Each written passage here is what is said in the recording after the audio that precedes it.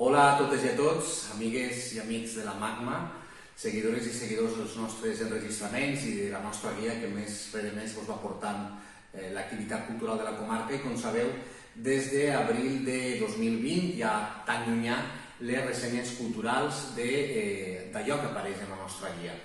I a setembre, que és un mes de redreçament de l'any, de començament de tot, ho fem portant-vos novament narrativa, poesia i música.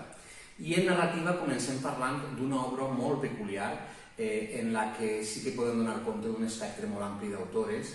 És Entre dones, una antologia que va editar Balandra Edicions el 2016 i la representació que tenim de la comarca en ella és de Pepa Guardiola, Isabel García Canet. Com ja he dit, és una obra on participen moltes de les autores valencianes contemporànies i les podem enumerar. Tenim relats de Núria Cadenes, d'Isabel Canet Ferrer, també hi ha Mercè Climent, Maria Josep Escrivà, Isabel García Canet, Carme Manuel, Anna Moner, Lliris Picó o Raquel Ricard. És un gran mosaic de quina és la nostra panoràmica actual quant a veus femenines dins les nostres lletres, i agraïm especialment a Balandra aquesta antologia perquè és un model de llibre que ens permet accedir a tota aquesta tipologia d'autores i fer un tast de cadascuna d'elles perquè són obres molt distintes, són perfils realment diferents i això ens atorga a les nostres lletres una riquesa molt reivindicable que és la que té aquest Entre dones, editat per Balandra Edicions. Després seguim amb poesia i ho fem amb una obra molt recent. Ell és Joan Mestre, mig de Pedreguer, mig d'Ondara, dic jo sempre. Vaig tindre el plaer de presentar-li en la seva presentació el seu nou poemari, Cambra de creixement.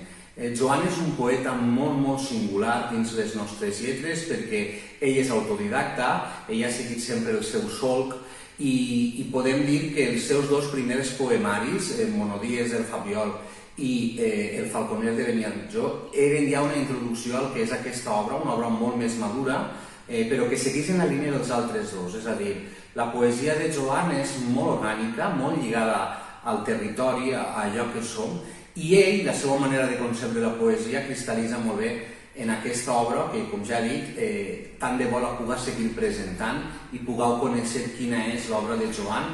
Ell és molt actiu en els cercles poètics i ben de segur que pront podrà fer alguna mostra més de la seva rapsòdia. Tanquem amb música i ho fem amb un autor, amb un solista que ens estimem molt i que aprofitem aquesta primera ressenya perquè tant de bo ressenyem pront més treballs d'ells perquè la seva obra és molt dilatada ja. Ell és el guitarrista de Nier, Miquel Pérez Perelló, que té una llarguíssima trajectòria ja, siguent relativament jove que ho és.